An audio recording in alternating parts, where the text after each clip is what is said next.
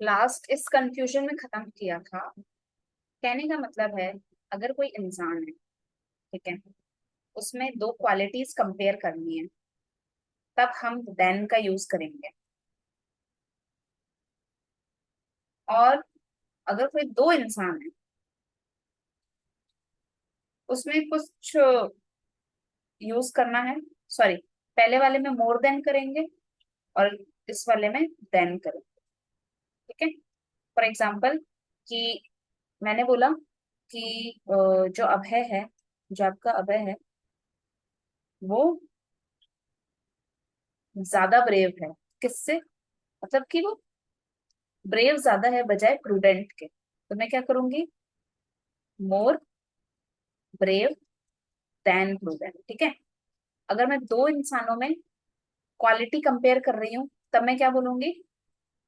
ये वाला इंसान इज मोर इंटेलिजेंट, दिस वाला इंसान। ठीक है।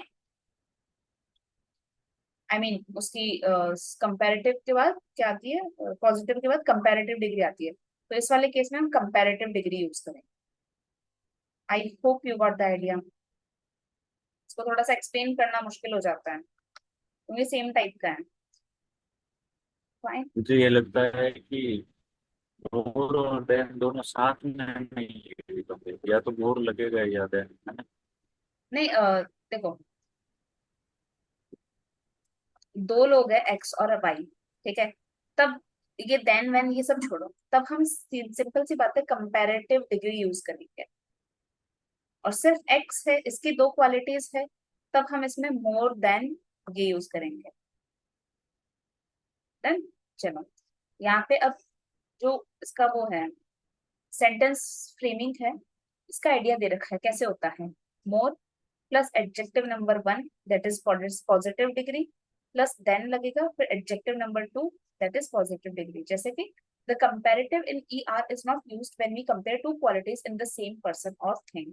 वही बता रहा है कि जब मैं सेम पर्सन में कोई to qualities in the same person, कोई दो क्वालिटीज यूज करती हूँ, फर्स्ट एंड सेकेंड, तो हम ई आर यूज नहीं करते, हम ये यूज करते हैं कंपैरेटिव डिग्री। तो कंपैरेटिव डिग्री क्या होती है? मोर उसके आगे एडजेक्टिव लग जाएगा, ठीक है, फिर देन के आगे एडजेक्टिव नंबर टू लग जाएगा, ऐसा। ठीक है, पहले ये वाला एडजेक्टिव आएगा, फिर ये वाला एडजेक्टिव आएगा। फाइन। चलो आगे चलते हैं। 21st पे, अब देखो यहाँ से थोड़ा सा कंसेप्ट क्लियर होगा। अब ये क्या है? Sachin is visor then taller. अब यहाँ पे मेरा एक ही सचिन है, ठीक है, इसकी दो क्वालिटीज है, एक वाइज है और एक टॉल है। तो हमने क्या पढ़ा था कि जब हम सेम पर्सन में दो क्वालिटीज कंपेयर कर रहे हैं, तो कंपैरेटिव डिग्री का यूज करेंगे या फिर मोर देन का यूज करेंगे?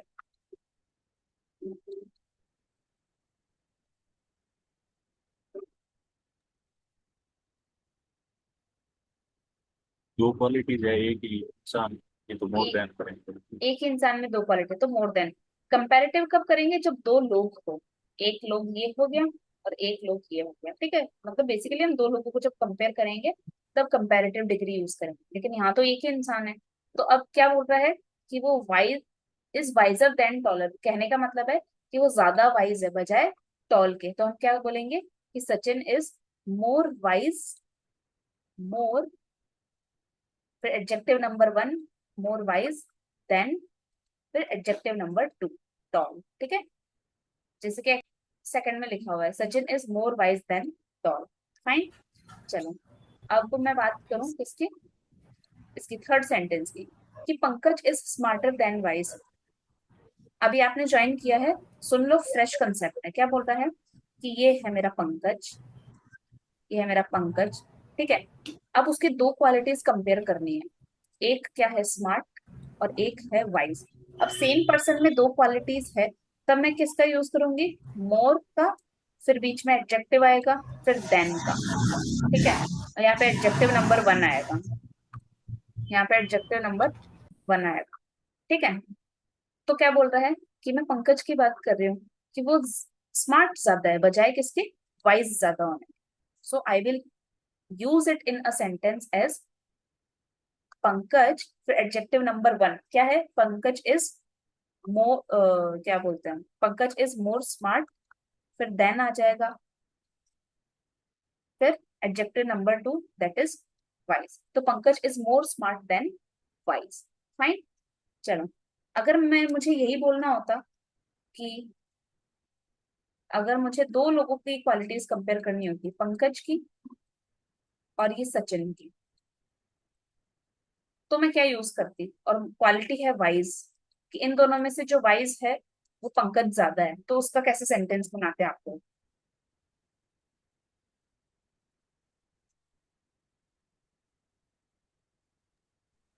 Pankaj is visor then Sachin. Exactly exactly, ठीक क्या? है। यहाँ से कंसेप्ट क्लियर हो गया। चलो, अब ये वही बता रहा है कि मोर, फिर एडजेक्टिव नंबर 1, फिर देन, फिर एडजेक्टिव नंबर 2। ये कुछ नहीं है, सेंटेंस फॉर्मेशन है ये तो, बस रटने वाला पार्ट होता है जो समझ नहीं पाते हैं, अपने को जरूरत नहीं है रटने की। ठीक है, अब आ जाओ। Now rule number 4, when two objects are compared with each other. अब यहाँ पे दो ऑब्जेक्ट्स की बात हो रही है।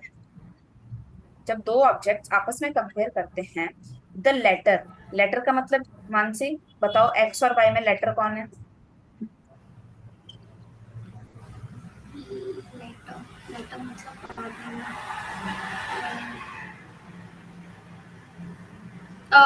एक्स लेटर है। नहीं वैसे नहीं, एक मिनट एक मिनट एक मिनट, वाई लेटर है। ठीक है, फॉर्मर का मतलब क्या होता है? पहले वाला।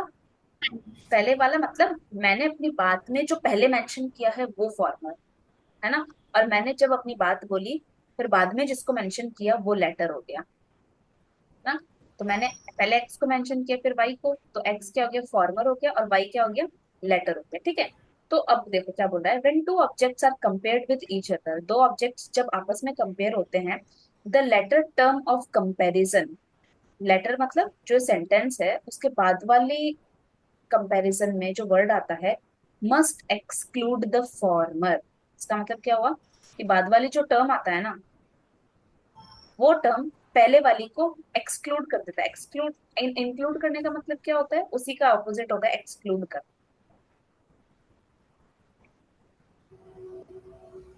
फॉर एग्जाम्पल देख लो, iron is more useful than any other metal. इसका मतलब क्या हुआ कि आयरन जो है ना उसको मैं मेटल के साथ कंपेयर करती हूँ, तो मैं कभी भी ऐसा नहीं बोलूंगी कि iron is more useful than metal. ठीक है, या फिर iron is more useful than any metal. इसका मतलब क्या हुआ कि हमने, याद करो, पढ़ा था कि जब हम दो चीजों को कंपेयर कर रहे होते हैं तो हम उनकी सेम क्वालिटी को कंपेयर करते हैं। फॉर एग्जाम्पल मैंने बोला कि जोधपुर का जो वेदर है, जोधपुर का जो वेदर है वो जयपुर से अच्छा है, तो इसका कुछ सेंस बना क्या? एक्चुअल सेंटेंस क्या होगा? जोधपुर का जो वेदर है वो जयपुर के वेदर से अच्छा है। ठीक है, तो कंपेयर मुझे वेदर करना है, मैं जोधपुर के वेदर को जयपुर से कंपेयर नहीं कर सकते। फाइन। ठीक बात यहीं पे हो रही है कि iron is more useful than any other metal. Iron को जब मैं कंपेयर करूंगी तो किसी दूसरे मेटल से करूंगी। If we say iron is more useful than any metal, तो इस वाले केस में क्या हो जाएगा? That is the same thing as saying iron is more useful than iron. ठीक है, since iron is itself a metal, क्योंकि ये जो आयरन है ना, ये अपने आप में एक मेटल आता है। तो अगर मैं बोलूंगी कि iron is more useful than any metal, तो वो एनी मेटल में आयरन नहीं आएगा क्या? बिल्कुल आएगा। तो सेम चीज हो गई, तो गलत कंसिडर किया जाएगा। फाइन। चलो, अब आगे चलते हैं। जैसे कि फॉर एग्जाम्पल, जैसे कि देख लो कि iron is harder than any metal. क्या ये सही है, राइट है कि रॉन्ग है?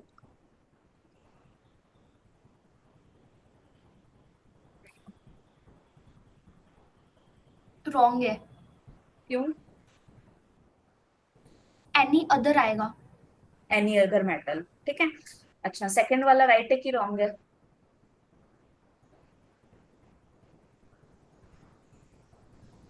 सही है।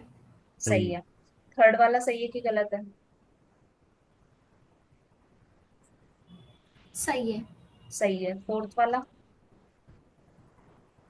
सही है। सही है। फिफ्थ वाला?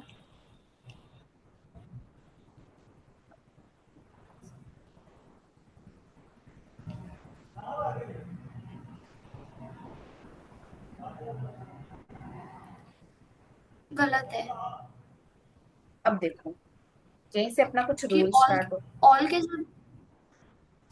अच्छा,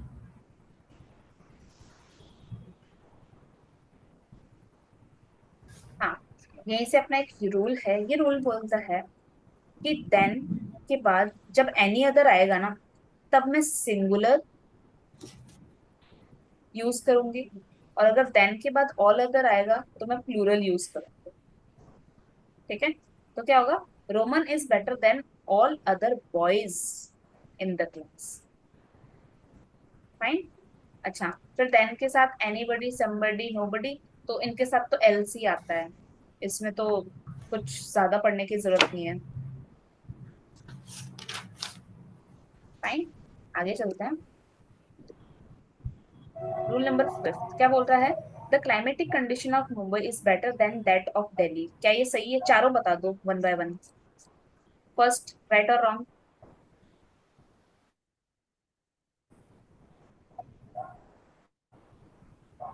पहला सही है। सही है। दूसरा?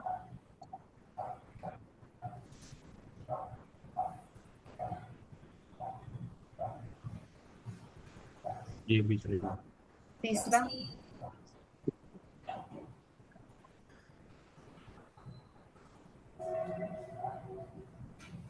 ये भी सही है। सही है। चौथा?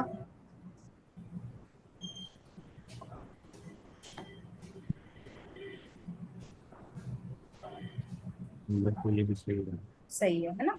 सो क्या है कि जब हम किसी की कैरेक्टरिस्टिक को कंपेयर कर रहे हैं, तो हम दूसरे वाले की भी कैरेक्टरिस्टिक को ही कंपेयर करेंगे। इसका क्या है, क्लाइमेटिक कंडीशन मुंबई किससे कंपेयर कर रहे हैं, climatic condition than that of Delhi. ठीक है, इन वाले केसेस में हम देन दैट ऑफ, या फिर प्लूरल है तो दोज ऑफ का यूज करते हैं। फाइन, चलो। अब रूल नंबर 6, जैसे कि ये कुछ वर्ड्स हो गए हैं, former, latter, elder, upper, inner, outer and utter. Certain English comparative have lost their comparative meaning and are used as a positive. They can't be followed by then. अब ये जो कुछ वर्ड्स हो गए ना, इनके पहले then नहीं लगता। जैसे कि my elder brother is an engineer। ठीक है, तो ये यहाँ पे वर्ड आया एल्डर। एल्डर क्या है, अपने आप में है तो पॉजिटिव के बाद कंपैरेटिव डिग्री आता है तो अपने आप में कंपैरेटिव डिग्री। और हमने क्या पढ़ा था, कंपैरेटिव डिग्री के पहले देन, THAN यूज करते हैं। तो बताओ सुपरलेटिव डिग्री के पहले क्या यूज करते हैं? आवाज म्यूट हो आप। देन। सुपरलेटिव डिग्री के पहले देन यूज करते हैं।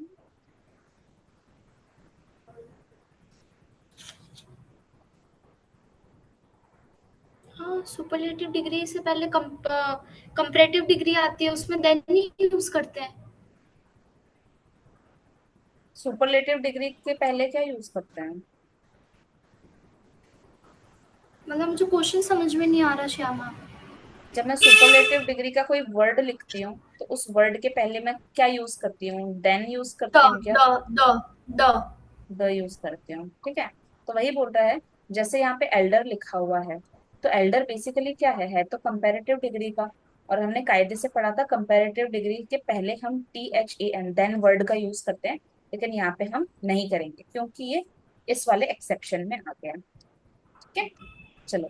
सो my elder brother is an engineer. The soldiers ran to defend the outer wall. Now the inner meaning of this letter is not clear। ये तो PYQ में आया हुआ है, एरर फाइंड करो।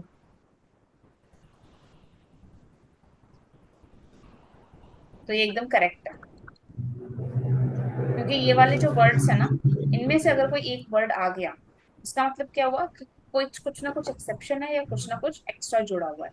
जैसे कि the inner meaning of this letter is not clear. Fine. अब यहाँ क्या है, इनर है। बेसिकली ER वाले जो वर्ड क्या होते हैं, कंपैरेटिव डिग्री के होते हैं, तो उनके साथ देन आना चाहिए। बट ये अपने आप में ही एक अलग मीनिंग रखते हैं।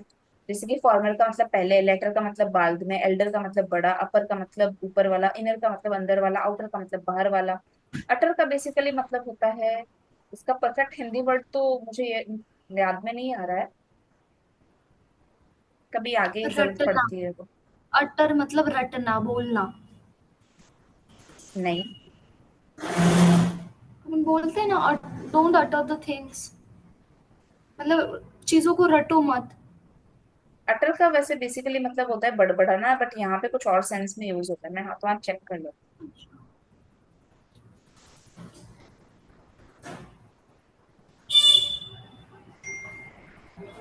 हाँ, अटर का मतलब होता है टोटल, या फिर अपने आप में कंप्लीट।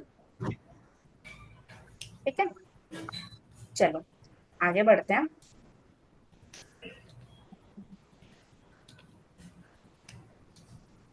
अब एल्डर, ओल्डर, एल्डेस्ट या फिर oldest. Elder and eldest are use only for persons. अब यहाँ तो बहुत ही गलती हो जाती है हमसे। जैसे हम एल्डर, जैसे बेसिकली हम बोलते हैं ना कि I have an older brother.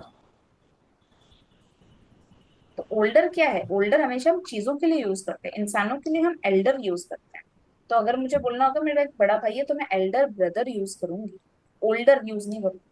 So basically crux क्या है इस बात का, कि जो एल्डर और एल्डेस्ट होता है ये हमेशा पर्सन्स के लिए यूज किए जाते हैं। ठीक है। Now elder is not used with than. Elder किसी के कभी भी देन के साथ यूज नहीं होता। Older and oldest are used for both persons and things. अब ओल्डर और जो ओल्डेस्ट है वो दोनों पर्सन्स के लिए भी यूज होते हैं और थिंग्स के लिए भी यूज होते हैं। जैसे कि अभय इज माई एल्डर ब्रदर। अब भाई इंसान है तो इंसान के लिए एल्डर यूज होगा। Golu is my eldest son, तो इंसान है, इंसान के लिए एल्डेस्ट यूज होगा। He is older than his sister.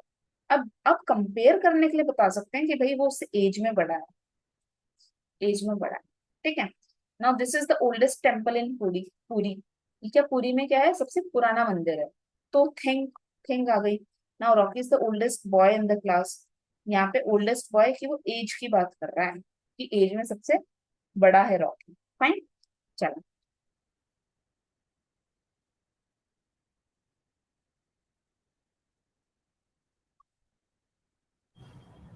Now interior जैसा, एक्सटीरियर।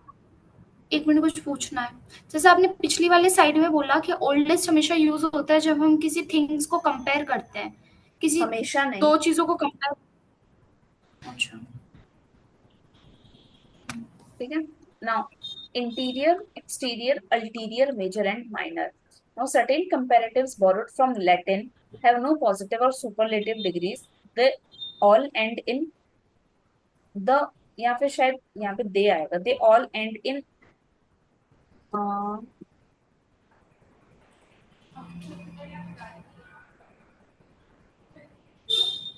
अच्छा ओके, कह रहा है कि they all end in OR, not ER। ठीक है। जैसे कि they are 12 in all, या फिर 5 of them have lost their comparative meaning and are used as positive adjectives। इसका आगे मतलब समझते हैं, क्या बोल रहा है कि why is he suddenly being so nice to me, he must have an ulterior motive। ठीक है, अल्टीरियर का मतलब कुछ सेल्फिश होना या फिर कुछ स्पेसिफिक मोटिव होना, कोई रीजन होना specific. Fine. Now the other seven are used as comparative adjectives but are followed by to instead of than. ठीक है। अब ये जो वर्ड्स है ना, इनके पहले टू आता है बजाय देन के। जैसे कि इंफीरियर, सुपीरियर। मैंने बोला कि मेरा जो बॉस है वो मुझसे सुपीरियर है, तो मैं क्या बोलूंगी? My boss is superior to me. या फिर ऐसे, ऐसा नहीं बोलूंगी my boss is superior than. Fine. Now he is senior to. Again देखो, सीनियर टू आया, ऑल हिज कलीग। अब देखो उसके बाद all his colleagues are junior to him. तो ये जो जूनियर, सीनियर, ये सारे वर्ड्स हैं, ये हमेशा these are followed by to, ना कि देन। देन से कभी फॉलो नहीं होंगे, ये हमेशा टू से फॉलो होंगे। Nowadays several plastics are superior. अब ये बताओ थर्ड में क्या आएगा और फोर्थ में क्या आएगा? Error detection.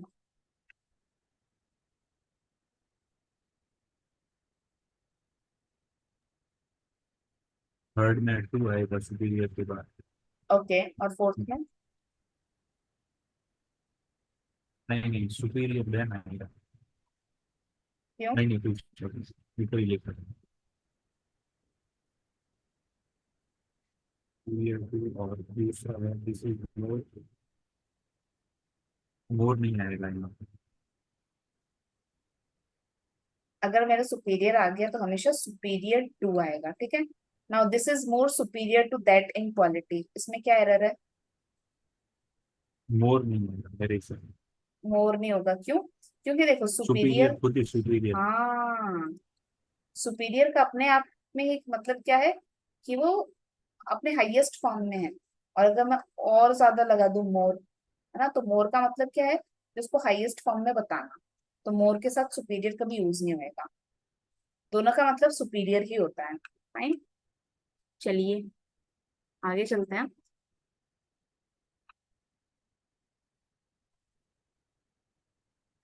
Certain comparatives borrowed from Latin have no positive or superlative degree. They all end in or and not er.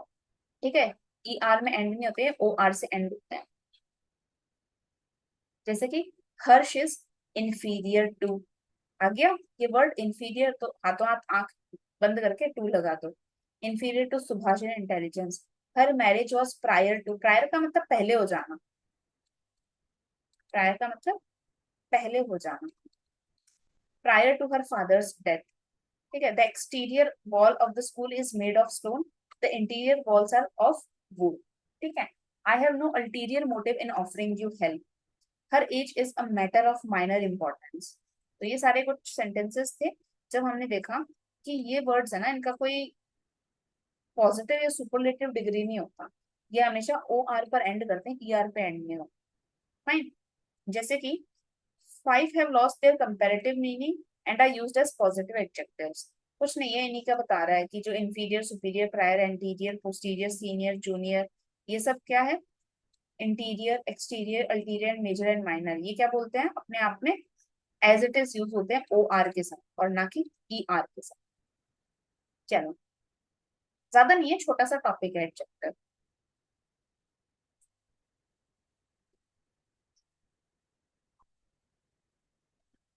इसको एक बार रीड आउट करो, हो जाए तो बता देना। 5 मिनट का टाइम दूंगी, ज्यादा नहीं ले पाएंगे।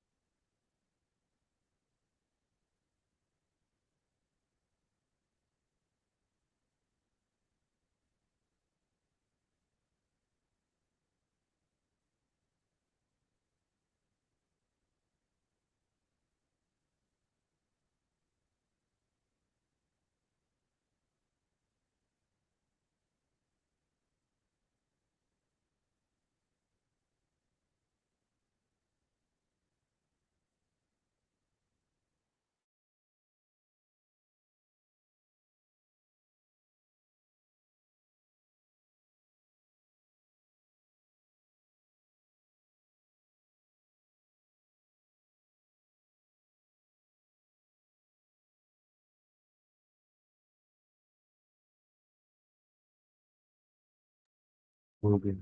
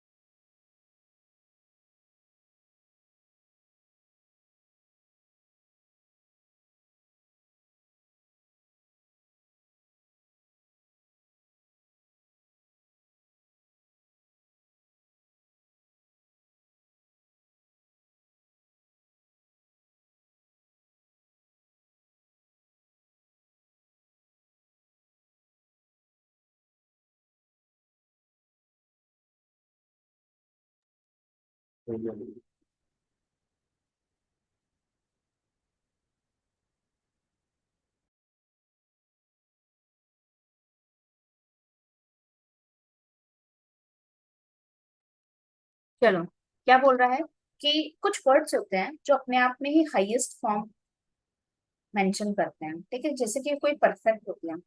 तो अब अगर मैंने बोला कि मोस्ट परफेक्ट, तो जब कोई चीज अपने आप में ही परफेक्ट है तो उसको अब क्या आप मोस्ट बना दोगे? तो इसको बोलते हैं कोई चीज का सुपरफ्लुअस हो जाना। सुपरफ्लुअस हो जाना इसका मतलब कि कोई भी चीज जो अपने आप में एकदम 100% है, उसमें आप और उसको बोल रहे हो कि ये और हो जाए। ठीक है, जैसे मैंने बोला कि राउंड, तो वो कुछ चीज है राउंड अपने आप में, उसको आप क्या, मैंने बोल दिया कि मोस्ट राउंड। तो अब कुछ चीज अपने आप में 100%, उसको क्या आप वो हाईएस्ट डिग्री देने की कोशिश करोगे, है ना? तो जैसे ही देखो, जैसे यहाँ पे लिखा हुआ है सुपरफ्लुअस हो जाना, ठीक है। तो adjectives expressing qualities that do not admit of different degrees. Strictly speaking a thing can not be more square. अब कोई भी चीज ज्यादा स्क्वायर नहीं हो सकती, ज्यादा राउंड नहीं हो सकती, ज्यादा परफेक्ट नहीं हो सकती। फॉर एग्जाम्पल मैंने बोला कि तुमने तो सबसे ज्यादा यूनिक आइडिया दिया। तो यूनिक का मतलब अपने आप में ही सबसे ज्यादा यूनिक, मतलब सबसे ज्यादा होता है। तो मैं ऐसे नहीं बोलूंगी कि मोस्ट यूनिक, ठीक है। तो ये जो थिंग है ना यहाँ पे लिखी हुई मोस्ट यूनिक, ये अपने आप में सुपरफ्लुअस है। इसकी जगह क्या हो जाएगा कि this is a unique idea I have ever come across. तो द मोस्ट है ना, द मोस्ट को थोड़ा एम्फेसाइज करना। द मोस्ट क्या बता रहा है कि आज तक की सबसे ज्यादा। थर्ड पे, your ideas are more preferable than mind. क्या बोल, अगेन प्रिफर, प्रिफर का मतलब क्या होता है? कोई काम पहले करने की वो एक प्रेफरेंस लेवल, वो लेवल रखना कि भाई मुझे ये पहले करना है फिर ये करना है, ठीक है। तो मुझे ऑलरेडी पता है प्रेफर का मतलब, मैं उसको पहले कंसिडर करूंगी। तो मोर प्रेफर बोल के हम बस उसको सुपरफ्लुअस बनाएंगे, ज्यादा नहीं बनाएंगे। ये जो सारे वर्ड्स दे रखे थे, ये उसी का एग्जाम्पल है जो अपने आप में अपना 100% होते हैं। फाइन, चलो अब इस पे नाइन्थ पे आते हैं। प्रोग्रेशन और regression use double comparatives go get और become. He is getting richer and richer, the weather is getting cooler and cooler, the crowd was going wilder and wilder with excitement, या फिर the political system of India is getting worse and worse day by day. अब क्या करेंगे हम इसमें comparative degree use करेंगे। Progression, या तो उसका ग्राफ ऊपर की ओर जा रहा है, या फिर रिग्रेशन, या फिर उसका ग्राफ नीचे की ओर आ रहा है, ठीक है। तब मैं किसका यूज करूंगी? कंपैरेटिव डिग्री का यूज करूंगी, ठीक है। फॉर एग्जाम्पल मैंने बोला कि जो पेट एनिमल है वो दिन ब दिन टॉल होता जा रहा है, तो मैं क्या बोलूंगी? It is getting taller and taller. Fine, चलो नेक्स्ट पे आते हैं। रूल नंबर 10, ये फाइनल रूल है। वो क्या बोल रहा है? If a work is directly proportional to work B, मतलब अगर ए वर्क के करने से बी जो वर्क है वो अफेक्ट हो रहा है, then we use comparative both side with definite article the before that degree. For example, the higher the race the greater the profit. अगर मेरा कोई काम करने की वजह से दूसरा काम इम्पैक्ट हो रहा है, तो हम दोनों की तरफ द यूज करेंगे, और साथ में क्या यूज करेंगे? कंपैरेटिव डिग्री यूज करेंगे, ठीक है। फॉर एग्जाम्पल मैंने बोला कि जितनी ज्यादा मेहनत करोगे उतना ज्यादा अच्छा रिजल्ट आएगा। तो क्या आप इसको सेंटेंस में कैसे यूज करेंगे? द 10 मिनट हो गए, ठीक है। तो उसको सेंटेंस में कैसे यूज करोगे? The more you will study, ठीक है। अब अगेन कंपैरेटिव डिग्री हमने क्या पढ़ा था, याद करो। मोर हम कंपैरेटिव डिग्री में यूज करते हैं, तो बताओ सुपरलेटिव डिग्री में कौन सा वर्ड यूज करते हैं? मोस्ट। मोस्ट, है ना? तो क्या हो गया? The more you will study, the greater the result will be, ठीक है। तो यहाँ भी मैंने ग्रेटर कंपैरेटिव डिग्री यूज किया, और यहाँ भी मैंने मोर कंपैरेटिव डिग्री यूज किया, ठीक है। चलो, अब क्या बोल रहे हैं? अब फर्स्ट वाला, द हायर द रेस, यहाँ भी comparative degree. The greater the profit, यहाँ भी ये क्या, comparative degree. The highest the race, the greatest the profit. तो ये टेस्ट और ईएसटी ये सब क्या है? सुपरलेटिव डिग्री आ गई है ना, तो सुपरलेटिव डिग्री नहीं करना। Now third, the older he gets the younger he feels. तो अगेन यंगर, ओल्डर सब क्या है, कंपैरेटिव डिग्री है, तो एकदम करेक्ट है। अगर मैंने ओल्डेस्ट और यंगेस्ट यूज कर दिया तो सुपरलेटिव डिग्री गलत हो जाएगा। The higher you go the cooler you will feel, तो हायर क्या है, कंपैरेटिव डिग्री, और कूलर क्या है, comparative degree. Now the more electricity you use the dash you will be, बताओ इसका क्या होगा आंसर।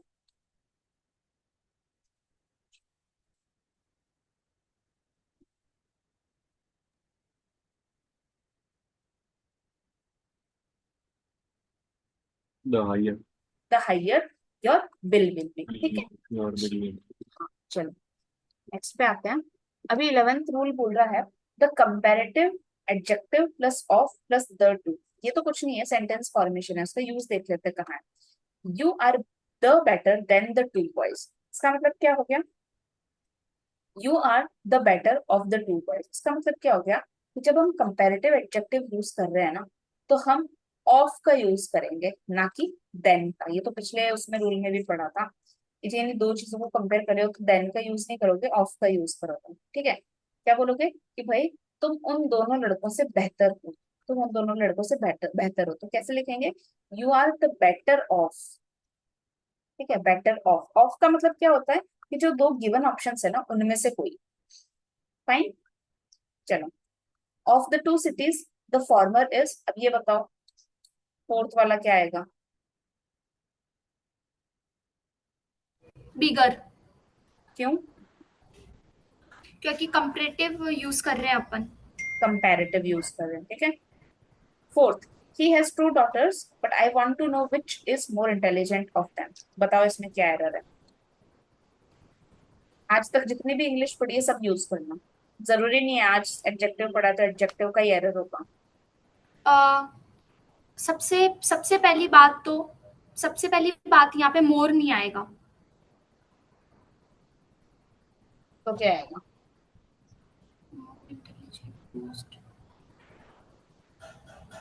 मोर के कंपैरेटिव डिग्री में नहीं आता, आता है, आता है, आता है, हाँ हाँ आता है।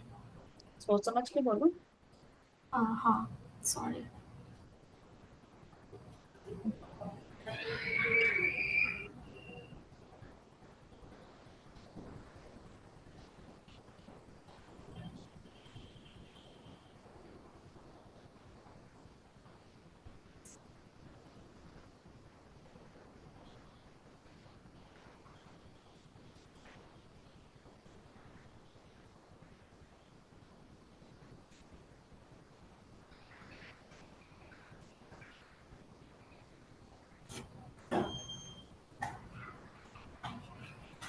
मुझे मोर के आगे द नहीं है अभी।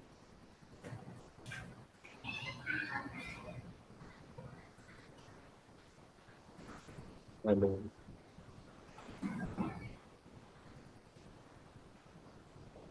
हाँ बोलो। मोर के आगे द नहीं आएगा। मोर, मोर के आगे द या पहले, हाँ पहले। पहले आया है ना, नहीं ये तो आएगा। लिखा हुआ द, अच्छा आपके अकॉर्डिंग नहीं आएगा। जब हम कंपैरेटिव डिग्री यूज करते हैं तो हम देन का यूज करते हैं, जब हम सुपरलेटिव डिग्री यूज करते हैं तब हम द का यूज करते हैं, हाँ है तो ना।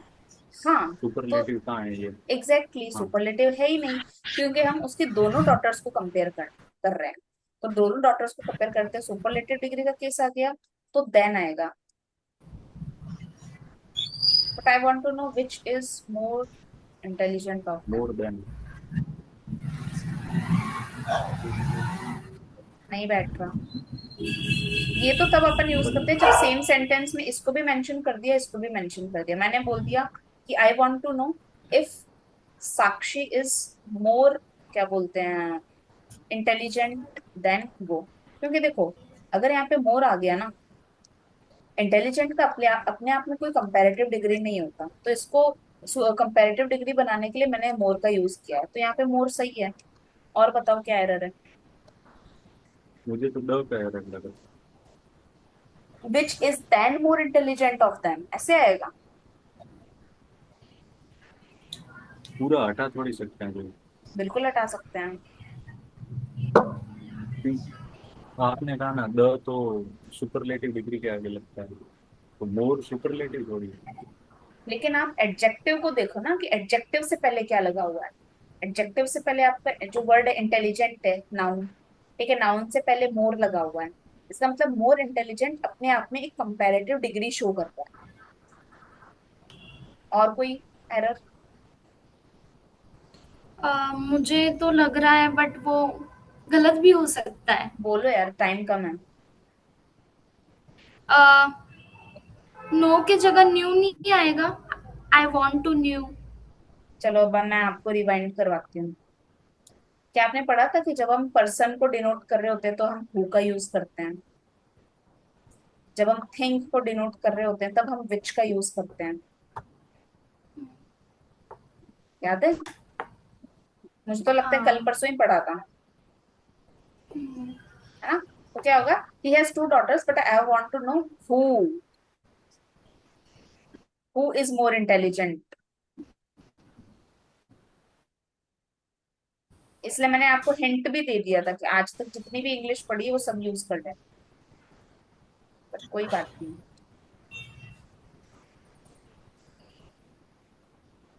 चलो, आज हमारा चलिए एडजेक्टिव नेक्स्ट खत्म होता लाइन। है। क्या चीज? बहुत ही घटिया प्रिपरेशन है।